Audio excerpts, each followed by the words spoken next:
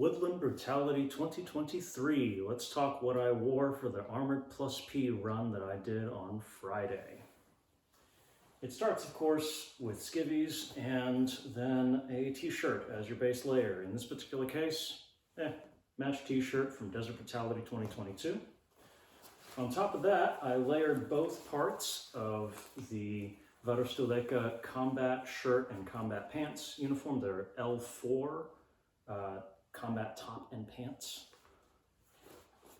Comes in the M05 Finnish camo. They also have the desert version every now and then. And I really like the Finnish woodland camo. It's really nice. Of course, with Velcro for the appropriate morale patches.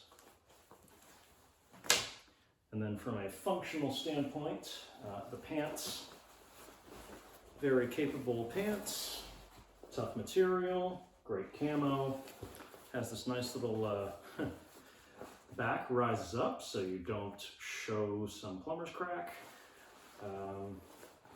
And then actually the most important part of the pants is, well, the cargo pockets are nice, but the most important part is they've got a spot where you can stick knee pads. And specifically, I got just a pair of the bog standard little foamy insert knee pads, snipped them to fit precisely within this compartment. And knee pads are really freaking helpful in action shooting, believe me. So there you go. That's what I was wearing. And then cap that off with a preview of the other stuff that'll show up. This is the loop-sided inner belt to the first line rig that I'll show later. So that's the clothing, last bit of clothing that's important. Boot socks, merino wool, fancy schmancy hiking stuff, and Salomons. I believe these are their Quest 4D Gore-Tex Force 2 EN. I have no idea why the name is that long. But suffice to say, high ankle support, good laces, pretty durable, and very, very comfortable. Also super waterproof, so I had zero pause fording through the river. I'm pretty sure Nightmare Division apparently had to go searching in the river for something, or at least wade into it, and these would have been just fine. Boots. If there's one place you don't skimp on for any sort of hiking or action shooting, good footwear. Whatever the appropriate footwear is for your particular brand. So we're in Armored, right? Armored incorporates two much more cumbersome things that no one else has to deal with except for Nightmare. Beginning with plate carrier. This is the standard Varusteleka PC18 plate carrier. So they're plate bags, the shoulder pads, the MALICE cummerbund, because I don't like elastic cummerbunds. I don't like cummerbunds that kind of expand and contract. And then on the back, I've got a Blackhawk general purpose pouch that is big enough to hold 2 water bottles plus, so that's my division required 1 liter of water that I have to carry through every stage, plus room for other things. Like if I want to take the bipod off of my rifle, I can stick it in this pouch in the back. Keeping it low on the plate bag is very, very important, because if the stage designs include a very tight obstacle, if it's low on the plate, then as your head and shoulders are high, this will stay about level with your head and shoulders as you crawl through. Your head will be about here. This will stay below the level of your head height. Not something you have to worry about too often, but one of these days they are going to toss another teeny tiny obstacle that we have to crawl under. And just our luck, that'll be the day that I have a massive backpack on the back. Morale patches again, nationalities show that I was here last year for Woodland Brutality, and then that I have put in my time in the Cold War and Classic trenches, and that I can be counted on to miss when it is most important. The other really cumbersome part of Armored Plus P, the helmets. In particular, this is an ACH or MICH helmet. It's basically the same thing. I think it's technically an ACH. And then I've tossed on Woodland helmet cover, cat eye bands, this thing because you need it for the look.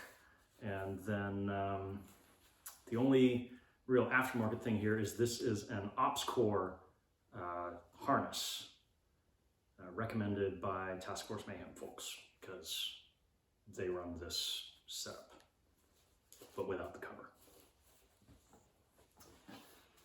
Overall, this helmet is actually really nice. Like, when you arrange the pads correctly so that it distributes the weight properly, and then when you buckle the OpsCore harness, this helmet actually sits very comfortably on your head.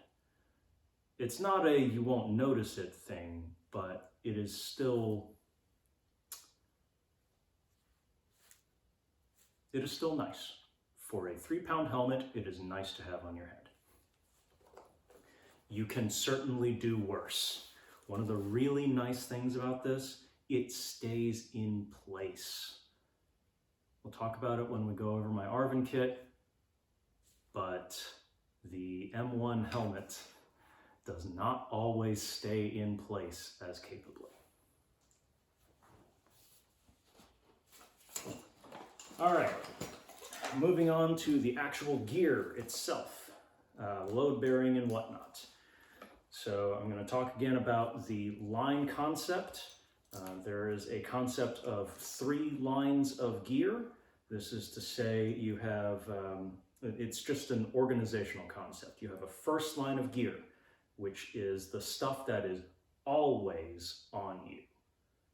Even when you're sleeping, you would probably try to keep this on. Second line of gear is your battle rattle, the stuff that you would have during a fight, but that you would take off while you're sleeping. Third line would be the stuff that you need to have with you when you're on patrol, but if a fight breaks out, you dump the third line and fight the fight. And then come back later for whatever you dumped. So, in that concept, the first line typically starts with a belt, or typically is contained entirely on your belt. In this particular case, just moving right to left from your perspective, left to right from mine, I have, well, first off, it is a, I should probably start with what the belt is. It is a Ronin Tactics Shooters belt from 2016? 2017, something like that. They discontinued the belt almost immediately after I bought it and went with a pricier version that was basically the same. So they just upcharged it. They changed the name to something Japanese sounding to fit their branding. But on the belt itself, it's a standard, before I move on to the stuff on the belt, it's a standard battle belt setup of the 2-belt variety. So you wear this loop inner belt, and then this you put this loop inner belt through your actual belt loops on your pants. And then you buckle this hook outer belt over top of your loop inner belt. And then you get these Cobra buckles to mate up and cinch up, and you cinch it down to the appropriate tightness. You can kind of alter it here. And in so doing, you're able to quickly don and doff this belt as necessary. So like, if I was if I was getting some sleep,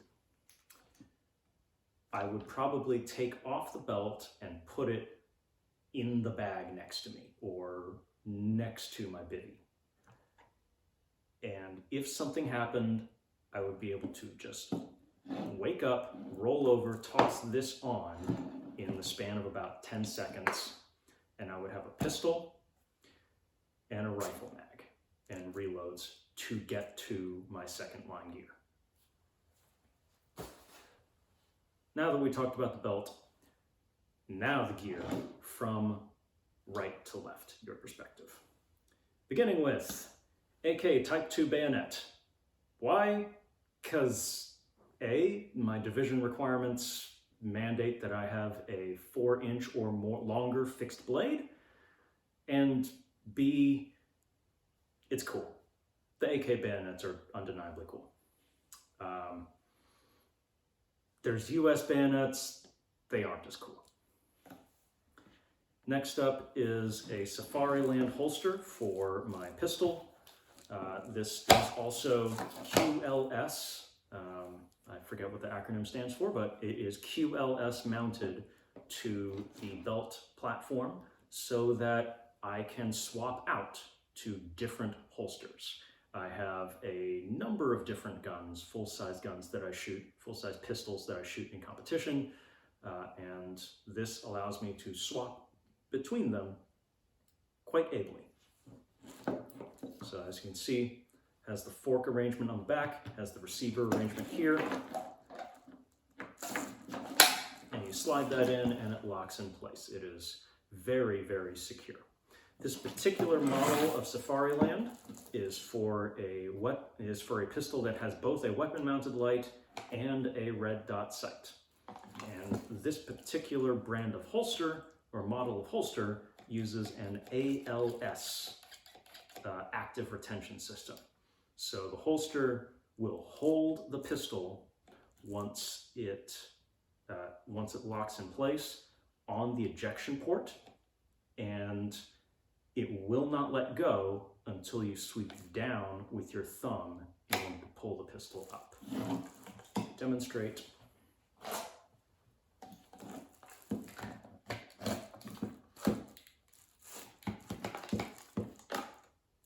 Locked in place. When you press down on the thumb, you get a nice smooth draw stroke.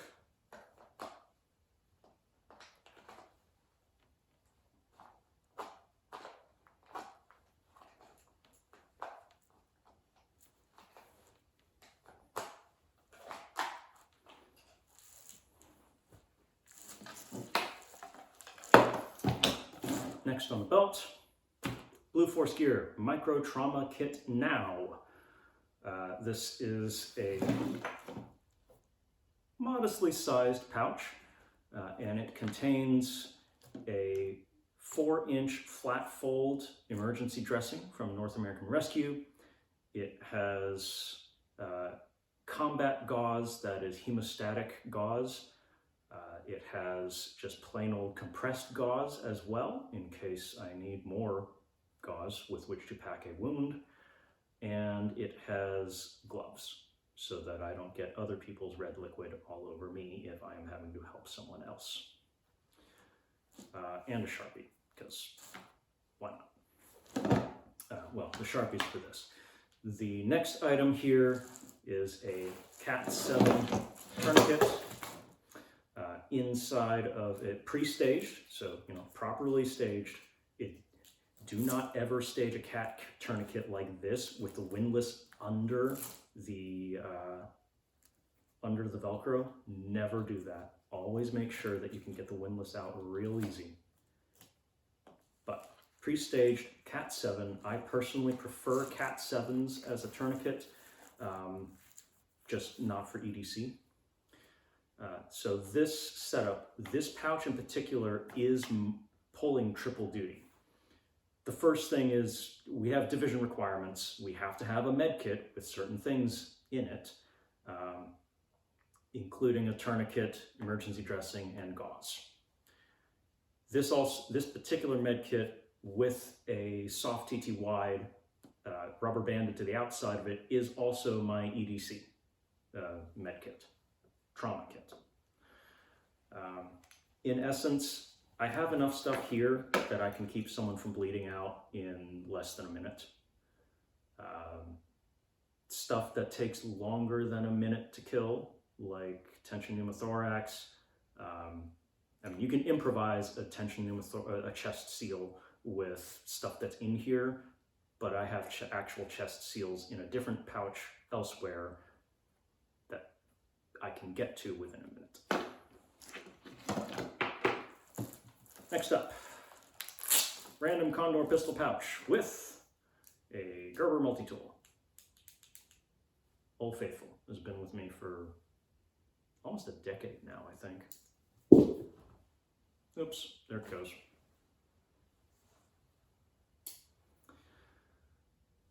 Multi-tools, very, very useful. Next up, this is an HSGI magnet. They have some punny names there, but it's a dump pouch, and it's actually a really nice dump pouch. You can toss stuff in here, and it typically will not. It's very difficult to bounce out because of the way that it's designed. But dump pouches are not necessary, but they are helpful administratively. I personally will keep whatever mags I am loading into the gun for a stage in here. If I'm at a 3-gun match plussing up a shotgun, I will put the spare shell in here so that once I pull a shell out of the tube, I can add one back in from here. This is where I can put the scope caps or whatever else detritus-wise. Chamber flags, if Soapy doesn't eat them. Dump pouches are a great admin tool to have.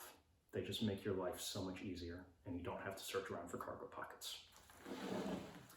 Next up, HSGI tacos. This is in particular a rifle pistol taco, as you can probably tell. This has, in this particular case, a 21 round SIG magazine and a PMag, 30 rounder, yada, yada, yada. The nice thing about the tacos is that they are very malleable. You can fit just about any type of magazine in here. Within reason, you can't fit a 7.62 NATO magazine into this very easily. Actually, you might be able to with a little bit of effort if you loosen it up a bit, but regardless, the tacos are very, very secure and very handy to use. They don't always work so well with pistol mags. I have not run into any problems with the double-decker taco pistol pouch, but I have run into problems with the pistol pouches, with the standalone pistol pouches from HSGI. Quite simply, when you get to magazines that are this big, the center of gravity, the center of mass ends up high enough that the tacos don't necessarily have enough friction to retain them. And that's why the finishing touch on this belt setup is this pair of ESSTAC Kiwis, or this is really a 2 Kiwi gap setup. So it has a little bit of a gap here to make room for the base plates. But Kiwis are fantastic pistol pouches. I have tried very, very hard to get these to drop a mag, and they will not drop a mag, whereas HSGI tacos will, in a blue moon, drop a mag. So that is the whole level 1 belt setup.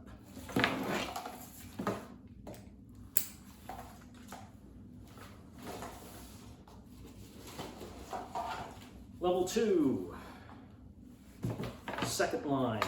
This is, for those of you who saw my Desert Brutality loadout video, this should look very, very familiar, just with different morale patches.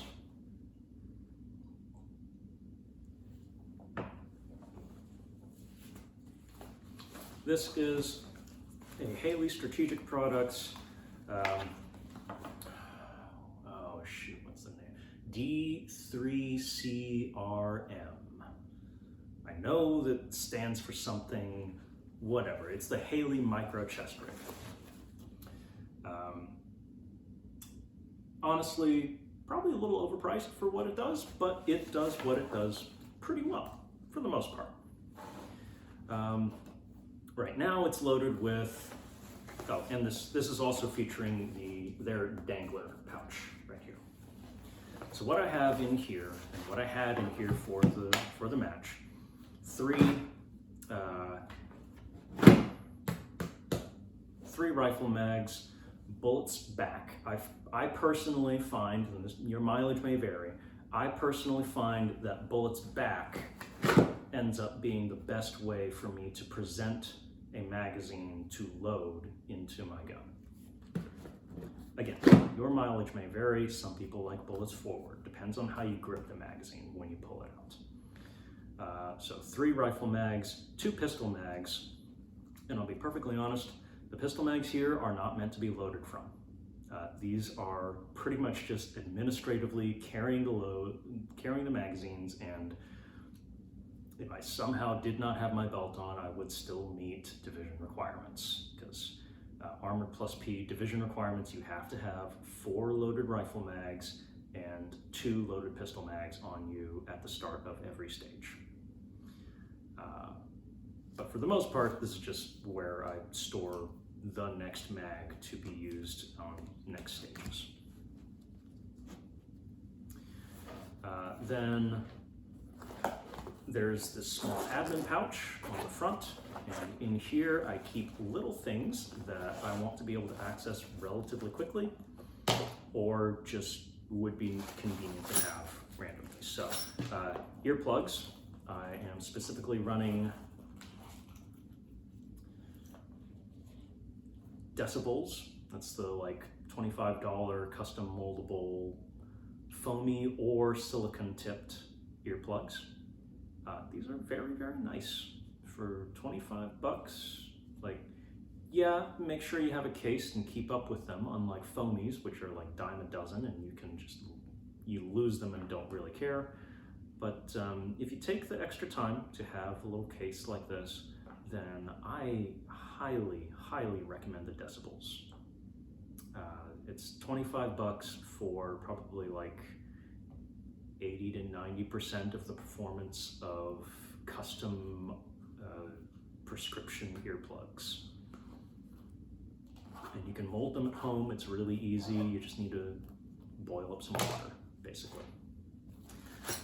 Then a little fix-it kit, including spare batteries, sight adjustment tools, the little Torx wrench that will cinch down the sight screws if something comes loose. You know, it's a little fix-it kit.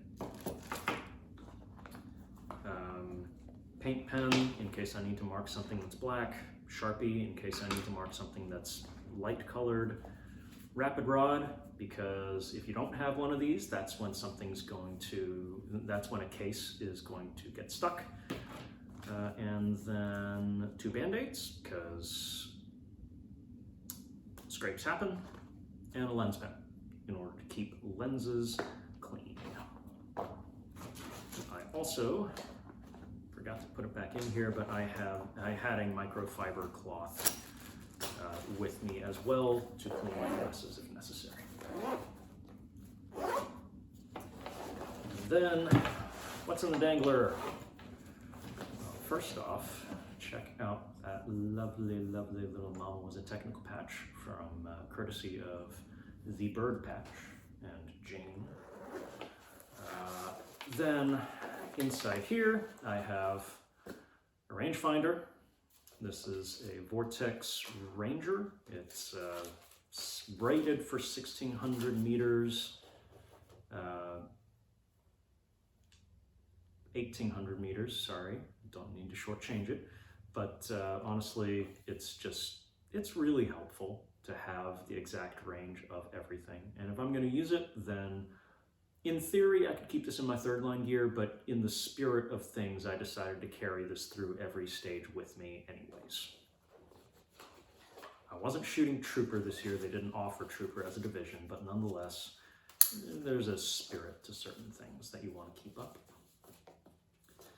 And the other most important item in this pouch is a tin of Coca-Cola.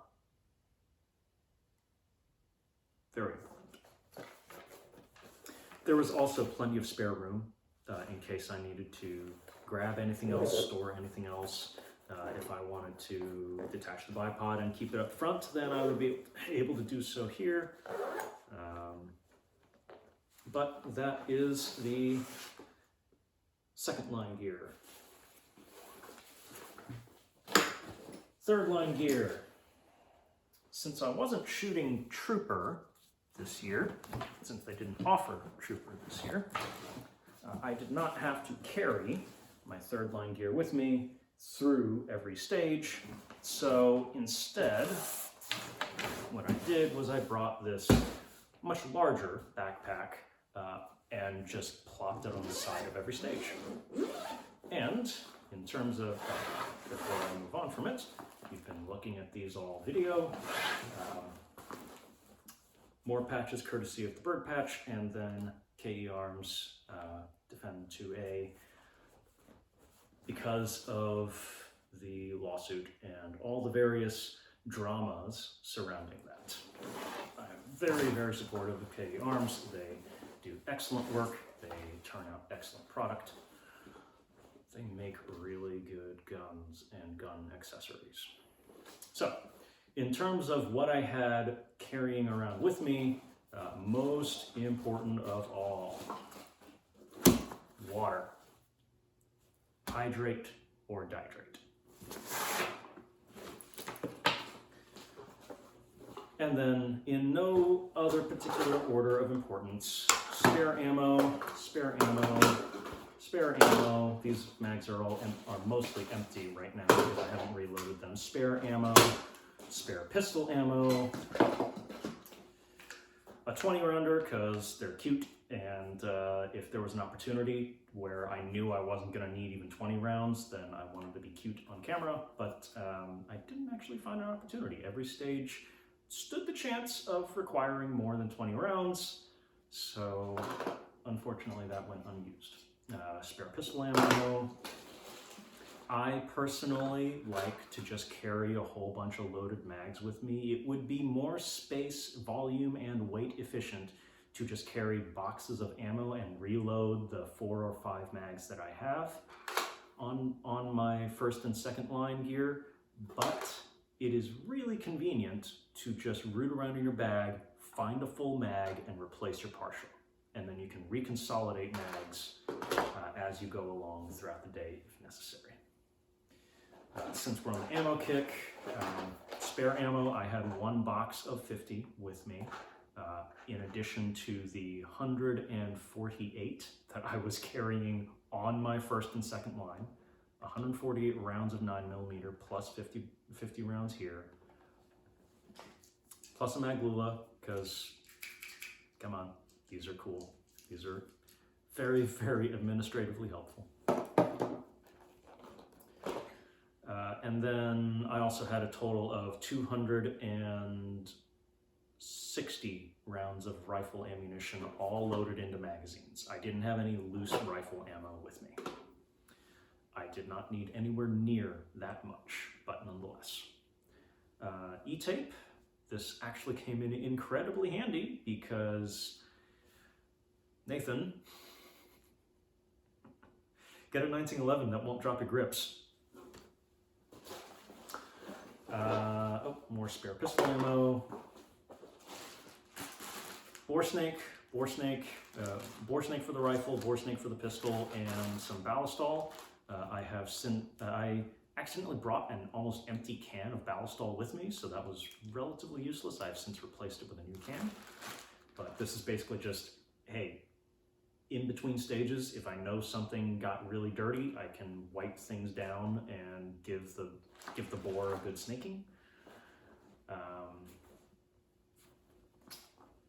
Boonie hat, because if you're not wearing the helmet, then keeping the sun out of your eyes is really nice. Gloves, in case, especially if you need to reset something, like on the 360 stage, on stage 3, we had to go and reset all the falling steel. Gloves are really nice for that. I also put on gloves for stage 4 because Cassarda drill in gravel does not sound pleasant. Turns out it was fine, and the gloves kind of messed with my pistol a little bit. Oh well.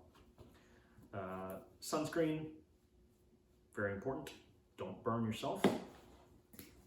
Bug spray. This particular type, not as important. There were not that many mosquitoes, and I had already permethrin treated all of my clothes. And last, some random, I think this chamber flag is actually from Woodland Brutality. But a chamber flag to keep the insurance company happy and to give Soapy something to eat. So that's what I had following me around at every stage.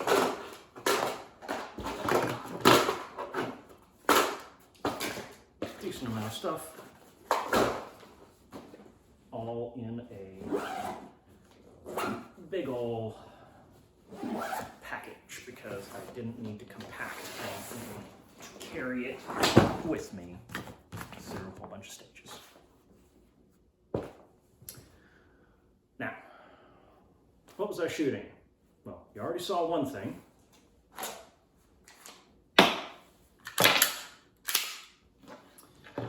You already saw the my standard kind of modern pistol. This is the SIG P320 X Full RXP. In true SIG fashion, the SKUs have gone out of control, but quite simply, this is a P320 X Full, so the full-size competition model. RXP comes mounted with a Romeo 1 Pro and suppressor height sights to co-witness through the red dot sight. And then I personally added on a TLR1HL streamlight because weapon lights are important, in my opinion. And actually, that's kind of it. It's a very good pistol, has served me quite well. I know Joe is trying to convert me to the cult of the VP9, and he may yet successfully do so, but the P320 has done well for me so far.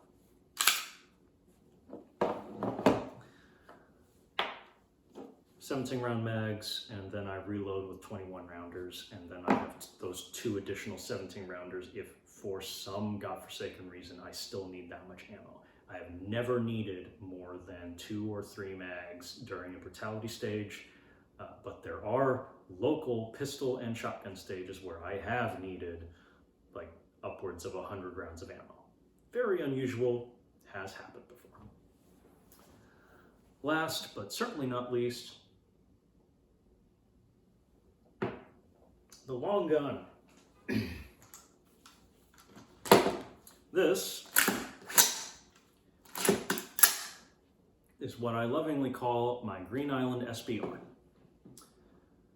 But hold on, you're saying, that's a 16-inch barrel. What's going on here? Well, truth is, this is my Green Island SBR, and there is supposed to be a Wolf A1 12.5 inch lower upper on this portion. I was going to be shooting it at Woodland Brutality. I was really looking forward to shooting it at Woodland Brutality with a SIG, the red dot and magnifier set on the top. And then, on a lark, I decided to go and print that upper on paper. 12 MOA. Something's messed up with that upper, because I then pulled this out. I then pulled this out and tossed it on top and shot the expected 2.5, 3 MOA. So something's up with the Taiwanese upper, the Wolf A1 upper.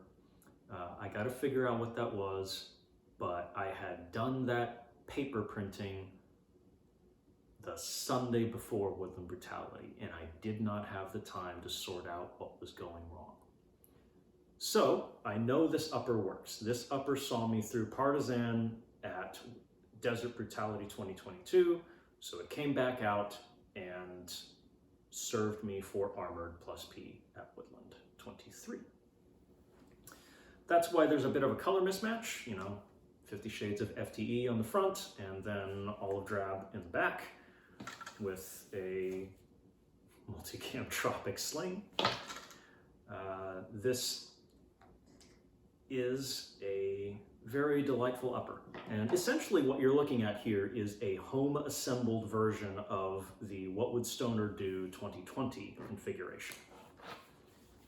So 16-inch Faxon barrel with a gas port the size of the Yellowstone caldera, KP15 lower, SLT1 trigger, KE arms, ambidextrous controls and everything, Faxon carbon fiber handguard. This is actually an Aero upper as opposed to an KE upper, because this upper I assembled in 2017. And what else important here? I actually have a standard carbine spring and an H3 buffer in the back here because, again, gas port the size of the Yellowstone caldera. Then this is a Magpul bipod on a LaRue QD mount. You do not have to go as spendy as the LaRue QD mount, but it is very, very nice. So, I mean, you get your money's worth, but to be perfectly honest, all you gotta do is just make sure the bipod stays in place. UTG is just fine. So that mounts onto this little strip of Picatinny up here.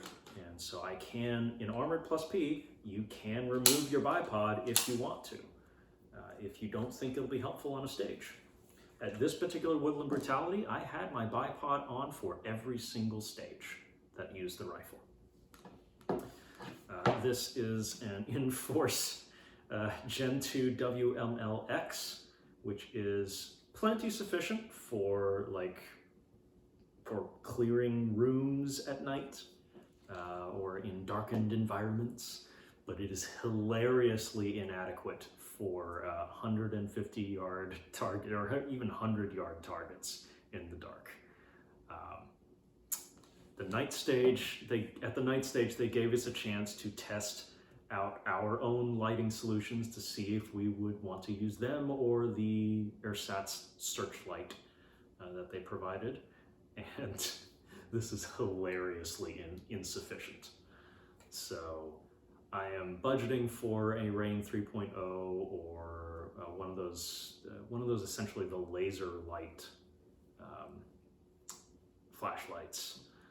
So we'll see what happens there. And last, but certainly not least, the most important bit of this rifle, the Trijicon TR25 1-6 AccuPoint.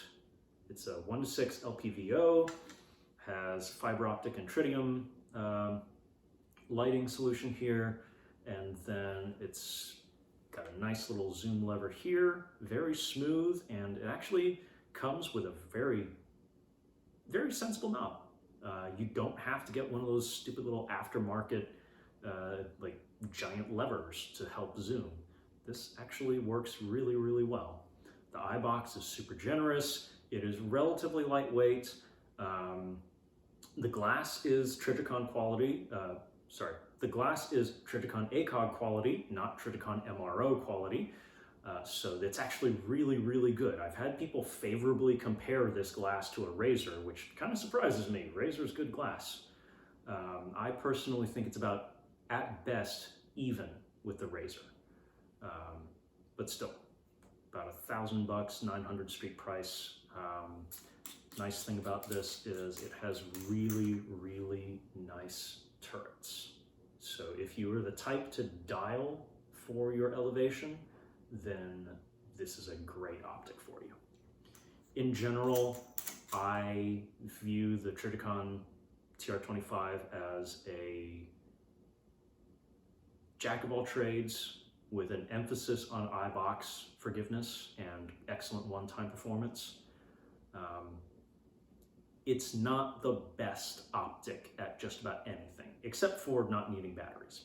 But otherwise, it is not the best optic for everything. But it is reliably above average everywhere. In order to get better in some other optic, you have to sacrifice something else. Whereas the TR25 kind of does everything to an excellent level of competence. And then it's mounted to an Aero Precision SPR mount. Super lightweight, super annoying to mount the first time, but once you have it mounted, it is ironclad. So just spend the extra time to get the cant proper, and then it'll serve you well. So that, I believe, concludes the look at my Armored Plus P loadout for Woodland Brutality 2023. Let me know if you have any other comments. I'll probably go in and do more in-depth reviews over various components here and there that I have used on a more extended basis, just so that if you're interested, you can get my thoughts on the matter for what they're worth. Thank you.